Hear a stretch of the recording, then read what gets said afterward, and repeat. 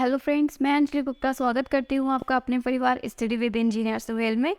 तो आज हम लोगों के सीटीपी की सीरीज़ में कुछ नया हम लोग पढ़ने जा रहे हैं। ठीक है, नया चैप्टर को पढ़ेंगे और जितने भी चैप्टर्स आपको करा दिए गए हैं आप आई होप उसकी प्रैक्टिस ज़रूर कर रहे होंगे। ठीक है, और आपके पॉजिटिव कमेंट जो भी आते हैं तो बहुत अच्छा लगता है उन्हें देख के। मुझे उससे मोटिवेशन मिलता है और आज अपने चैप्टर का नाम भी मोटिवेशन है। ठीक है, तो शुरू करते हैं। मोटिवेशन जिसे हम कहते हैं अभिप्रेरणा। ठीक है, तो अभिप्रेरणा है क्या? जब हम कोई काम करते हैं और हमें उस काम पे लगे रहने के लिए एक जो है अभिप्रेरणा की ज़रूरत होती है, एक प्रेरणा की ज़रूरत होती है कि हम वो काम क्यों कर रहे हैं। ठीक है, और जब हमें वो लक्ष्य दिखाई देने लगता है तो हमारी जो है ना मतलब काम करने की प्रवृत्ति या टेंडेंसी और तेज़ हो जाती है, क्योंकि हमें ना अपना लक्ष्य दिखाई दे गया। तो वो लक्ष्य आपके लिए क्या किसका काम करेगा? अभिप्रेरणा का काम करेगा। ठीक है ना। तो हाँ, तो ये क्या है? मोटिवेशन। मोटिवेशन एक इंग्लिश वर्ड है जो कि ड्राइव्ड हुआ है किससे? लैटिन वर्ड से, जिसे कहते हैं मोटम। ठीक है, जिसे कहते हैं मोटम या फिर मूवर। तो मोटम का मतलब क्या है? टू मूव, यानी कि गति करना, और ये इसी से रिलेट होके बना है आपका मोटिवेशन। ठीक है, तो देखते हैं इसकी जो परिभाषा है गुड के अनुसार इम्पॉर्टेंट परिभाषा है इसकी। ठीक है, परिभाषाएं मैं जो भी करा रही हूँ बहुत इम्पॉर्टेंट ही करा रही हूँ, ऐसे कुछ भी एक्स्ट्रा नहीं है। तो जो इसकी मोटिवेशन की परिभाषा है वो गुड के अनुसार क्या है देख लेते हैं। किसी कार्य को आरंभ करने, ठीक है, जारी रखने और नियमित बनाने की प्रक्रिया को क्या कहते हैं? अभिप्रेरणा कहते हैं। कोई काम आपने शुरू किया, ठीक है, तो उसके बाद आपको जारी रखने का उसे कुछ तो मोटिव चाहिए ना।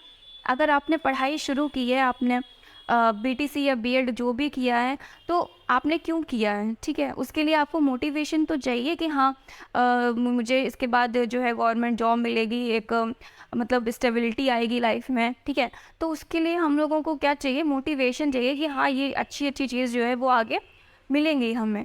तो उसके लिए हम क्या करते हैं? अपना जो है और एग्ज़ाम्स को देते हैं। ठीक है, जितने भी एग्ज़ाम्स क्वालिफाई करने होते हैं उन्हें करते हैं। तो उसके लिए क्या चाहिए होता है? आपको मोटिवेशन चाहिए होता है। ठीक है, कि आपको क्या क्या फैसिलिटीज़ आगे जाके मिलेंगी। जब हमें ये पता चल जाता है तो हमारा जो है वो हमारे काम करने के प्रति और ज़्यादा हम लोग संवेदनशील हो जाते हैं, है ना। तो देखते हैं क्लास में ये कैसे वर्क करता है इसको। जी, तो क्लास में कैसे ये वर्क करता है इसे हम देख लेते हैं। क्लास में क्या होता है ना, जैसे कि जब हम लोग कोई भी चीज़ पढ़ रहे हैं या हम लोग पेडागोजी जो भी पढ़ रहे हैं, ये किस लिए पढ़ रहे हैं? अपने क्लास में जो है उसको अप्लाई करने के लिए या बच्चों को समझने के लिए ही तो पढ़ते हैं इसको। तो हम देखते हैं कि क्लास में कैसे काम करेगा। क्वेश्चनिंग बाय स्टूडेंट्स, जब बच्चे ना लॉजिकल क्वेश्चन करते हैं तो इसका मतलब कि जो हमारी टीचिंग है वो कैसी हो रही है? मोटिवेटेड टीचिंग हो रही है। ठीक है, तो questioning by students is considered a sign of motivated teaching. मतलब कि क्लास जो है आपकी पिन ड्रॉप साइलेंस नहीं है क्लास। ठीक है, ऐसा नहीं है कि मतलब बच्चा एकदम सब शांत बैठे हैं, बोर हो रहे हैं, ऐसा सब नहीं है। ठीक है, जब बच्चे क्लास में क्वेश्चनिंग कर रहे हैं तो इसका मतलब है कि बच्चे जो है ना वो आपसे जो पढ़ने के लिए है उत्सुक है, एक्साइटेड है और मोटिवेटेड टीचिंग चल रही है। ठीक है ना, तो ऐसा नहीं है कि सिर्फ टीचर पढ़ा रहा है और बच्चे सुन रहे हैं, सिर्फ ये नहीं हो रहा है ना क्लास में। तो क्वेश्चन कैसे होने चाहिए? लॉजिकल क्वेश्चन होने चाहिए। जब क्वेश्चन बच्चे कर रहे हैं तो कैसे क्वेश्चन उनमें होने चाहिए? Logical question. तो ये दिखाता है, ये साइन दिखाता है कि हाँ जो आपकी क्लास है वो कैसी चल रही है, अच्छी चल रही है ना। अब देखते हैं स्किनर। स्किनर ने क्या बोला है? Motivation is the super highway of learning. Important जो है ये लाइन है। स्किनर ने क्या कहा है? Motivation is the super highway of learning. हमें सीखने के लिए जो मोटिवेशन है ना एक हाईवे की तरह कार्य करता है। ठीक है ना, तो मोटिवेशन क्या है? सुपर हाईवे ऑफ लर्निंग है। जितनी ज़्यादा हमें प्रेरणा मिलेगी उतनी ही ज़्यादा हम लर्निंग करेंगे। तो आजकल तो बहुत ही नॉर्मल है, जैसे आपको मन नहीं लग रहा है क्या पढ़ने में या जो भी है, तो आप जो है वो देखने लग जाते हैं अच्छे वीडियोस। हम सभी लोग ऐसा करते हैं, जब भी हमें पढ़ने में मन नहीं लगता है या फिर हम बोर हो जाते हैं, ठीक है, तो फिर हम क्या सोचते हैं कि कुछ ऐसा मिले तो जिससे हमें हाँ मोटिवेशन आए थोड़ा सा, है ना। बुक्स पढ़ते हैं हम लोग अच्छी, या फिर वीडियोस देखते हैं, ठीक है, और फिर हम लोग उससे जो है मोटिवेशन लेते हैं। या फिर आपका जैसे अभी फ़िलहाल में आपका सीटेट का जो नोटिफिकेशन आया हुआ है, तो ये भी आपके लिए एक मोटिवेशन का काम करेगा, है ना। क्योंकि जैसे सीटेट का नोटिफिकेशन आया हुआ है तो अब आपको लगेगा कि नहीं अब मुझे पढ़ना चाहिए, ठीक है, एग्ज़ाम्स हैं, तो फिर वो आपका माइंड जो है उधर वो मतलब सेट हो जाता है कि मुझे अब पढ़ना है, एक मोटिवेशन मिल जाता है नोटिफिकेशन आने के बाद, ठीक है। तो यही है, इन्होंने ऐसे बोला कि स्किनर क्या क्या कहते हैं कि motivation is the super highway of learning, ठीक है। अब देख लेते हैं मोटिवेशन के जो कितने टाइप हैं, किस टाइप से, इंटरनल मोटिवेशन और एक्सटर्नल मोटिवेशन, ठीक है, दो टाइप से हैं। इंटरनल क्या होता है, आपके जो आंतरिक अभिप्रेरणा और बाह्य अभिप्रेरणा, ठीक है। आंतरिक अभिप्रेरणा क्या होती है, जो आपके अंदर से निकलती है, ठीक है। देख लेते हैं इसको। लक्ष्य दिखाई देने के बाद स्वयं अपनी मर्जी से लक्ष्य तक जाने के लिए प्रयास करना, ठीक है। इसका मतलब क्या है, जैसे कि आप देखते होंगे अपने आसपास, अगर मतलब आसपास गली में या फिर मोहल्ले में आपके जो भी हैं, तो अगर किसी बच्चे का सिलेक्शन हो जाता है तो फिर आप क्या सोचते हैं, किसी दीदी या भैया का सिलेक्शन हो जाता है तो हम लोग क्या सोचते हैं कि मतलब मैं भी अच्छे से अब पढ़ूंगा, और मतलब एक हम लोगों को जो है मोटिवेशन सा मिल जाता है कि वो कर सकता है तो हम क्यों नहीं कर सकते हैं, है ना। तो इस तरह का जो है वो हम लोग के दिमाग में आता है, और फिर हम लोग जब पढ़ना शुरू करते हैं इस माइंडसेट के साथ, तो ये आपका क्या कहलाता है, आंतरिक अभिप्रेरणा, ठीक है। जब हमें अपने मन, अपने अंदर से आपके जो अंतरात्मा आपकी अगर आवाज़ दे कि नहीं मुझे पढ़ना चाहिए, मुझे बहुत पढ़ना है, ठीक है, मैं दिन रात एक कर दूंगा, जब ऐसे टाइप का आपके अंदर से जब आता है ना कभी कभी, तो वो क्या होता है, आपका इंटरनल मोटिवेशन, ठीक है। एक्सटर्नल मोटिवेशन क्या है, देख लेते हैं। लक्ष्य दिखाई देने के बाद स्वयं से कोई प्रयास ना करना, ठीक है, लेकिन किसी अन्य व्यक्ति या वस्तु के दबाव या प्रभाव में लक्ष्य की ओर जाना। अब इसमें क्या है, आपको लक्ष्य तो दिखाई देगा, ठीक, के एग्ज़ाम्स हैं आपके, लेकिन फिर भी आपका जो है वो मन नहीं लग रहा है फिर भी, ठीक है। तो अगर आप किसी के कहने पे या घर वालों के कहने पे पढ़ने की पढ़ ले, ठीक है, और या आपके टीचर्स आपको बार बार मोटिवेट कर रहे हैं, और या फिर जो छोटे बच्चे होते हैं उनको जो है ना बोला जाता है कि प्राइज़ के लिए पढ़ना, या फिर है ना वो उनको जो शाबाशी के लिए जब वो बोलते हैं कि हाँ मैं गिफ्ट दूंगा या प्राइज़ दूंगा क्लास में, अगर टीचर बोलता है उसके लिए अगर जब बच्चा पढ़ रहा है तो फिर वो आपका एक्सटर्नल मोटिवेशन में आ जाता है। जब हम दूसरों के कहने पर कोई काम करते हैं, ठीक है, तब हमारे अंदर अगर जो मोटिवेशन आ रहा है या कोई हमें कुछ लालच दे के कोई काम करवा रहा है, तो फिर वो बाह्य अभिप्रेरणा है, ठीक। वो कैसी अभिप्रेरणा है, एक्सटर्नल मोटिवेशन है। तो ये दोनों चीज़ें आपको अच्छे से समझ में आ गई होंगी कि आंतरिक अभिप्रेरणा क्या होता है और बाह्य अभिप्रेरणा क्या होता है, ठीक है। अब जो बाह्य अभिप्रेरणा होता है ना, वो क्या है, दो टाइप में बटा हुआ है। एक तो क्या है, आपका रिवॉर्ड होता है बाह्य अभिप्रेरणा में, कि मैं आपको रिवॉर्ड दूंगा, जैसे मैंने बताया प्राइज़ देना या ये, ठीक है, और या तो फिर पनिशमेंट देना, ठीक, या फिर दंड दे के काम करवाना कि अगर ये काम नहीं किया तो सज़ा मिलेगी, ठीक है। तो ये क्या हो गया, एक्सटर्नल मोटिवेशन। तो ये दोनों चीज़ें आपको अच्छे से समझ में आ गई होंगी कि रिवॉर्ड और पनिशमेंट क्या है, आपका एक्सटर्नल मोटिवेशन होता है, ठीक है। ये दो टाइप से एक्सटर्नल मोटिवेशन होता है, एक रिवॉर्ड और एक पनिशमेंट, ठीक है। फिर अब हम देखते हैं कि थॉमसन ने ना अभिप्रेरणा को दो भागों में बांटा है। थॉमसन एक साइकोलॉजिस्ट है जिन्होंने अभिप्रेरणा को दो भागों में बांटा है। कौन कौन से हम देख लेते हैं। स्वाभाविक अभिप्रेरणा और कृत्रिम अभिप्रेरणा, ठीक। स्वाभाविक अभिप्रेरणा कौन सी होती है, देख लेते हैं। स्वाभाविक अभिप्रेरणा है खेलना या भूख लगना, ठीक है। ये क्या है, स्वाभाविक अभिप्रेरणा। अगर आपको भूख लगेगी तो आप खाना खाएंगे ही खाएंगे ना, वेट नहीं करेंगे कि अभी नहीं खाऊंगा, भूख तो अभी लगी है मगर खाना हम कल खाएंगे, तो ऐसा नहीं होता है ना। तो क्या होता है, स्वाभाविक अभिप्रेरणा होता है, ठीक है ये। और आपका कृत्रिम अभिप्रेरणा क्या होता है, पुरस्कार दंड क्या आपकी कृत्रिम अभिप्रेरणा होती हैं जो बनाई जाती हैं सिचुएशन, उस हिसाब से आपके अंदर जब मोटिवेशन आता है तो ये क्या हो गई, आपकी कृत्रिम अभिप्रेरणा हो गई, ठीक है। अब देखते हैं अभिप्रेरणा की विशेषताएं क्या क्या होती हैं, ठीक। अभिप्रेरणा की विशेषताओं को देख लेते हैं। लक्ष्य निर्देशित होती है। अभिप्रेरणा क्या होता है, आपका लक्ष्य निर्देशित होता है, अनुशासन होता है इसमें, और ऊर्जावान व्यवहार होता है। अब अभिप्रेरणा आप लोग जब भी आपके अंदर मोटिवेशन आता है तो क्यों आता है, क्योंकि आपको एक लक्ष्य दिखाई दे रहा है, इसीलिए आपके अंदर मोटिवेशन आता है ना। लक्ष्य निर्देशित इसमें व्यवहार होता है मेनली, ठीक है। और कैसा व्यवहार होता है, ऊर्जावान व्यवहार होता है। भाई अभिप्रेरणा मिला, आपको मोटिवेशन मिला, अब आप दिन रात एक करने की बात कर रहे हैं, तो ये क्या है, आपके अंदर ऊर्जा को शो कर रहा है ना, ऊर्जावान व्यवहार दिखा रहा है। और क्या होता है मोटिवेशन में, अनुशासन होता है, क्योंकि जब तक आप डिसिप्लिन में काम नहीं करेंगे तो वो काम आप जो गोल है वो कैसे अचीव कर पाएंगे, है ना। तो अभिप्रेरणा की ये तीन विशेषताएं हैं, ठीक। अब देख लेते हैं अभिप्रेरणा के घटक कौन कौन से हैं, ठीक है। अभिप्रेरणा के घटक देख लेते हैं। तो पहला है इसमें आवश्यकता, दूसरा है चालक, और तीसरा है प्रोत्साहन या उद्दीपन, और चौथा है प्रेरक, ठीक है। तो पहला क्या है, आवश्यकता या नीड। जब हमें किसी चीज़ की नीड होती है तो ये अभिप्रेरणा का हमारा पहला स्टेप होता है, ठीक है। क्योंकि जैसे मान लीजिए अगर आपको यहाँ पर आपका अभिप्रेरणा सॉरी आपका जो आवश्यकता है वो है भोजन, ठीक है। आपको लगी है भूख, और जो भोजन है ना वो आपकी आवश्यकता है उस समय पर, ठीक है। फिर है ये चालक। चालक क्या है, आपका जो ड्राइव, मतलब कि जो आपको भूख लग रही है ना, तो वो भूख आपकी जो है वो चालक है। आवश्यकता क्या है, खाना, क्योंकि आपको भूख लगी है, और भूख क्या है आपकी, वो है चालक, क्योंकि भूख लगी है तभी तो आप कुछ करने की सोच रहे हैं, खाना बनाने की सोच रहे हैं या खाने की सोच रहे हैं, है ना। तो वो किसका काम करेगा, जो भूख है वो आपका क्या काम करेगा, चालक का काम करेगा, ठीक है।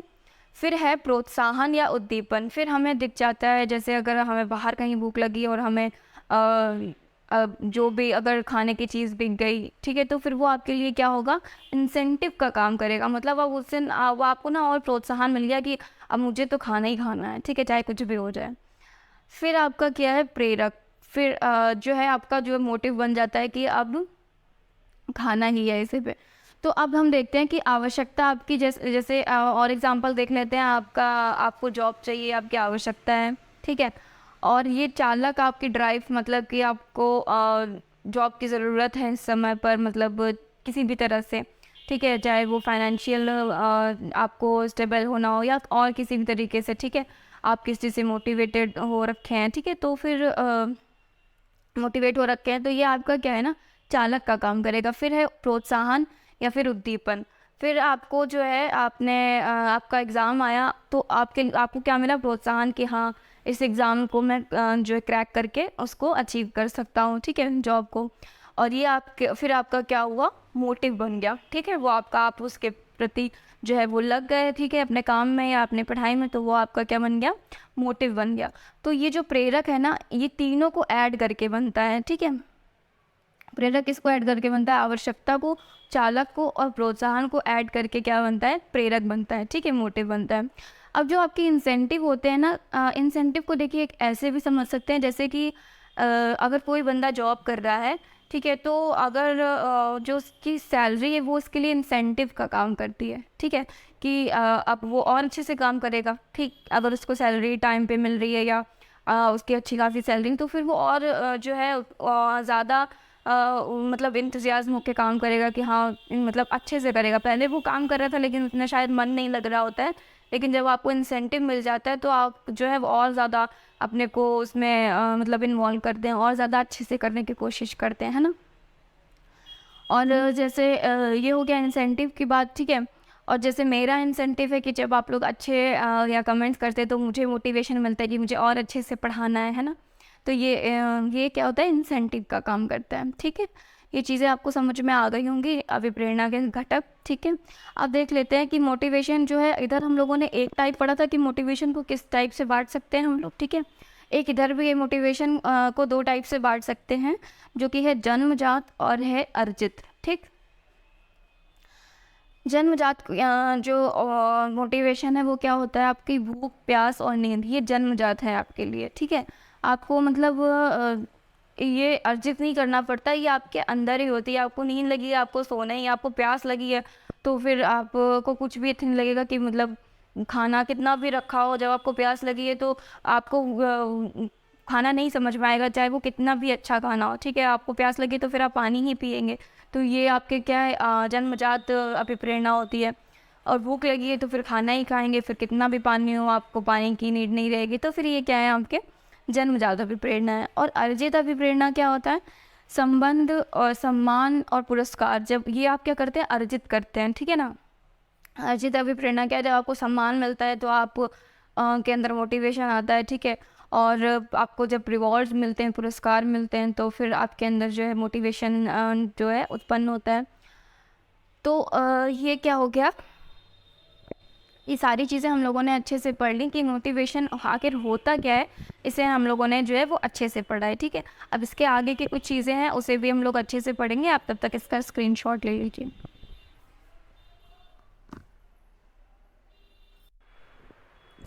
तो अब हम शुरू करते हैं ये कुछ आगे की जो बात है मोटिवेशन में, उसको देख लेते हैं कि मैस्लो का पदानुक्रमिक आवश्यकता सिद्धांत क्या है। ठीक है, मैस्लो ने क्या दिया है अभिप्रेरणा के बेस पर, उसे हम देख लेते हैं need hierarchy theory of motivation. ठीक है, इसे हम और अन्य नाम से जानते हैं अभिप्रेरणा का मांग सिद्धांत जिसे कहते हैं। ठीक है, तो ये होता क्या है, ये पिरामिड फॉर्म में आपको देखने को मिलेगा और नीचे से ऊपर की तरफ इसमें जो है आपको ध्यान देना है। ठीक है, और पिरामिड को ना 2 पार्ट में डिवाइड किया गया है। ठीक है, जैसे कि आपका ये इधर पे फर्स्ट पॉइंट, सेकंड पॉइंट, ये है थर्ड, और ये फोर्थ, एंड ये फिफ्थ पॉइंट। तो जो आपके फोर्थ और फिफ्थ है ये एक में रहेगा, मतलब ये है हाई लेवल नीड्स, और जो आपका 1 2 3 है ये आपके लो लेवल नीड्स हैं। ठीक है, इन्हें क्या होता है इसको हम समझ लेते हैं। तो जो पदानुक्रमिक आवश्यकता सिद्धांत है उसमें आपके कितने स्टेप्स दिए गए हैं या फिर कितने भागों में है, ये 5 भागों में। ठीक है, तो जो पहला है इसका क्या है, शारीरिक आवश्यकता। जब हम लोग छोटे होते हैं तो सबसे ज़्यादा नीड किस चीज़ की होती है, मतलब शरीर जो है आपका अच्छा रहे, या फिर इसमें जो शारीरिक आवश्यकता में आपका क्या आ जाता है, भूख, नींद, ठीक है, प्यास, ये आपका शारीरिक आवश्यकता में आ जाता है। फिर आपको क्या होती है, सुरक्षा की आवश्यकता होती है। फिर हमें किस चीज़ की धीरे धीरे आवश्यकता होती है कि हमें सेफ्टी मिलनी चाहिए। ठीक है, तो हर इंसान यही सोचता है, पहले अपने शरीर की देखता है कि मतलब उसे भूख, प्यास, नींद, ये सब तो कुछ नहीं लगी है। ठीक है, फिर उसके बाद वो देखता है सुरक्षा की बेस पे खुद को देखता है कि उसके लिए सेफ्टी कितनी है जिस जगह पर है वो। ठीक है, फिर होता है सामाजिक आवश्यकता। फिर क्या होता है कि हम लोग जो समाज में किस तरह से या कहाँ पर स्टैंड कर रहे हैं, ये सारी चीज़ें जो है मैटर करती हैं। ठीक है, तो ये आपकी तो जो ज़रूरतें हैं ये कैसी हैं, लो लेवल नीड हैं। ठीक है, फिर आता है सम्मान की आवश्यकता। ठीक है, आपकी जो भूख मिट गई, प्यास मिट गई। ठीक है, उसके बाद आपको सुरक्षा भी मिल गई। ठीक है, आप उससे भी आपकी वो आवश्यकता भी पूरी हो गई। उसके बाद आपको सामाजिक जो आप चाहते हैं कि लोग मतलब समाज में मेरी जो वैल्यू हो वो रहे, तो वो आपको मिल गई। अब क्या आप चाहते हैं कि सम्मान की आवश्यकता, भाई सम्मान भी जब ये सब मिल जाता है तो हम क्या सोचते हैं, भाई हमारे लिए सम्मान मिलना चाहिए, कुछ हम अच्छे काम करें जिससे लोग हमें जो वैल्यू दें। ठीक है ना, हमें सम्मान दें, रिस्पेक्ट करें। तो ये क्या होता है, स्टीम नीड्स हो जाती है ये हमारी। ठीक है, सम्मान की आवश्यकता यहाँ होती है। फिर उसके बाद जब सब कुछ हमें, सारी आवश्यकताएं हमारी पूरी हो जाती है, सब कुछ हमें मिल रहा होता है, उसके बाद क्या होता है, हमें आत्मसिद्धि की आवश्यकता होती है, सेल्फ एक्चुअलाइजेशन। ठीक है, इसमें क्या होता है आत्मसिद्धि में, जैसे कि आप देखते हैं कि जैसे सारी चीज़ें मिल गई, अब आपको क्या है कि जो संत महात्मा होते हैं वही सब चीज़ों से मुक्त होते हैं। ठीक है, उसके बाद उन्हें आत्मसिद्धि जो चाहिए होती है कि मैं क्या हूँ, वो सेल्फ एक्चुअलाइजेशन में ज़्यादा फोकस करते हैं। ठीक है, लाइक गौतम बुद्ध। ठीक है, तो सारी चीज़ें आपको जब मिल जाती है उसके बाद आपको सब कुछ बेकार लगने लगता है। ठीक है, उसके बाद आपको क्या सीधा चाहिए होता है कि अब भाई मन शांत रहे, मैं क्या हूँ, मैं खुद को जानूँ। ठीक है, तो ये आत्मसिद्धि की आवश्यकता हो जाती है। तो ये आपकी हाई लेवल नीड्स होती हैं, आपको सम्मान की आवश्यकता और आत्मसिद्धि की आवश्यकता, ये आपकी क्या होती है, हाई लेवल नीड्स होती हैं। तो आपने देखा जो पांचों आपकी नीड हैं किस तरह से बटी हुई हैं, और इनमें नीचे से ऊपर की ओर आपको जो है वो देखना है। ठीक है, ये सबसे ज़्यादा हाई लेवल नीड होती है, सबसे ऊपर वाली। ठीक, आत्मसिद्धि की आवश्यकता। तो ये जो है आपको मैस्लो का पदानुक्रमिक आवश्यकता सिद्धांत समझ में आ गया होगा, ये कहना क्या चाहते हैं, किस प्रकार से इंसान की आवश्यकताएं होती हैं। ठीक है, ये बताया गया है इसमें, उसके क्या क्या स्टेप्स हो सकते हैं। ठीक, अब देखते हैं नेक्स्ट पॉइंट क्या है, अभिप्रेरणा का मूल प्रवृत्ति का सिद्धांत। मूल प्रवृत्ति क्या होता है, हम लोगों ने पढ़ा हुआ है कि मूल प्रवृत्ति होती है जब हमें अगर गुस्सा आ रहा होता है, मतलब कि जैसे अगर कोई चीज़ हमें नहीं अच्छी लग रही है तो हम उसे रो के दिखा रहे हैं, या वो हम गुस्सा कर रहे हैं, वो हमारी क्या है, मूल प्रवृत्ति है। ठीक, तो अभिप्रेरणा का मूल प्रवृत्ति का सिद्धांत किसने दिया, मैकडूगल ने। किसने दिया, मैकडूगल ने। बहुत इंपॉर्टेंट है, पूछा जाता है कई बार एग्जाम्स में। और कितने मूल प्रवृत्ति हैं, 14 मूल प्रवृत्ति इन्होंने बताया मैकडूगल ने। ठीक है, मूल प्रवृत्तियाँ क्या होती हैं, मूल प्रवृत्तियाँ क्या होती हैं, हमारी जन्मजात होती हैं जो व्यवहार को प्रभावित करती हैं। ठीक, मूल प्रवृत्तियाँ हमारी कैसी होती हैं, जन्मजात होती हैं, अर्जित नहीं होती हैं, हमारे हमको जन्म से ही मिली होती हैं, और जो हमारे व्यवहार को जो है अफेक्ट करती है। ठीक, तो जो मूल प्रवृत्ति है ये मैंने एक तरफ लिखा हुआ है, और फिर जो हमारे इमोशंस होते हैं, जो संवेग है, वो इस तरफ लिखे हुए हैं। ठीक है, तो इनको हम देख लेते हैं किस तरह से तो जो पहली मूल प्रवृत्ति है हमारी पलायन, ठीक है, तो उसका संवेग क्या है, भय। सेकंड है युयुत्सा, जो है क्रोध। निवृत्ति मतलब कि घृणा हम दिखाते हैं। फिर संतान कामना अगर है तो फिर वात्सल्य हमारे जो संवेग में होता है, ठीक है। फिर देखते हैं काम प्रवृत्ति, कामुकता। जिज्ञासा तो आश्चर्य। फिर दैन्य तो आत्महीनता, आत्मगौरव, आत्म अभिमान, ठीक। सामूहिकता एकाकीपन होता है संवेग हमारा। और भोजन तलाश, भूख होती है संवेग। संग्रहण अधिकार। शरण गति, करुणा। रचना धर्मता, कृतिभाव, हास्य, आमोद, ठीक है। ये 14 जो है आपकी मूल प्रवृत्तियाँ हैं और इस पर किस प्रकार से हम लोग संवेग दिखाते हैं ये आपको जो है वो दिए गए हैं, ठीक है। इनको एज इट इज़ जैसे ही आप याद कर सकते हैं, ठीक है। और जो इच्छा की पूर्ति ना होने पर क्या होता है, कौन सा संवेग, कुंठा, ठीक है। ये एक्स्ट्रा में आप इसको याद रखेंगे। इच्छा की पूर्ति ना होने पर क्या होता है, फ्रस्ट्रेशन होता है, जिसे कहते हैं कुंठा कहते हैं हिंदी में, ठीक है। अब फिर देखते हैं हम नेक्स्ट पॉइंट अपना कि अभिप्रेरणा का मनोविश्लेषणात्मक मूल प्रवृत्ति सिद्धांत किसने दिया, सिगमंड फ्राइड ने दिया, ठीक है। अभिप्रेरणा का मनोविश्लेषणात्मक मूल प्रवृत्ति सिद्धांत सिगमंड फ्राइड ने दिया। इनका कहना था मानव व्यवहार के 2 जैविक प्रवृत्ति होती है। कौन कौन सी होती है, जीवन प्रवृत्ति होती है और एक होती है मृत्यु प्रवृत्ति। और ये मैंने आपको सिगमंड फ्राइड जब पढ़ाया हुआ था तब मैंने आपको ये चीज़ लिखवाई हुई थी, ठीक है। जीवन प्रवृत्ति हो गया और ये मूल प्रवृत्ति हो गया। तो जीवन प्रवृत्ति हमारी क्या होती है, बहुत सारे पॉजिटिव काम आते हैं, ठीक है। इसमें मतलब इसमें जितने भी आपके पॉजिटिव वर्क्स होंगे, दान देना, ठीक है, इस तरह की चीज़ें किस में होती हैं, जीवन प्रवृत्ति में होती हैं। मृत्यु प्रवृत्ति में आपका क्या आता है, निगेटिव चीज़ें होती हैं, मतलब आपने आक्रामक व्यवहार किया या इस तरह की जो चीज़ें होती हैं वो आपकी नेगेटिव में आती हैं, मृत्यु प्रवृत्ति में आती है, ठीक है। तो जीवन प्रवृत्ति का क्या बोलते हैं, इरोज बोलते हैं। जीवन प्रवृत्ति में यौन प्रेरणा शामिल होती है, ठीक है। थैनाटोस आपकी मृत्यु से संबंधित होती है, मृत्यु प्रवृत्ति से। मृत्यु की वृत्ति में आक्रामक प्रेरणा शामिल होती है, ठीक है। तो ये जो है सिगमंड फ्राइड की बात हो गई इतनी। क्या कहना चाहते हैं ये अभिप्रेरणा को लेके, ठीक है। अब देखते हैं हल का प्रबलन सिद्धांत क्या कहता है, और इसे दिया किसने, हल ने दिया, ठीक है। Drive reduction theory of motivation, ठीक। अब इसमें हम देख लेते हैं क्या क्या चीज़ें हैं।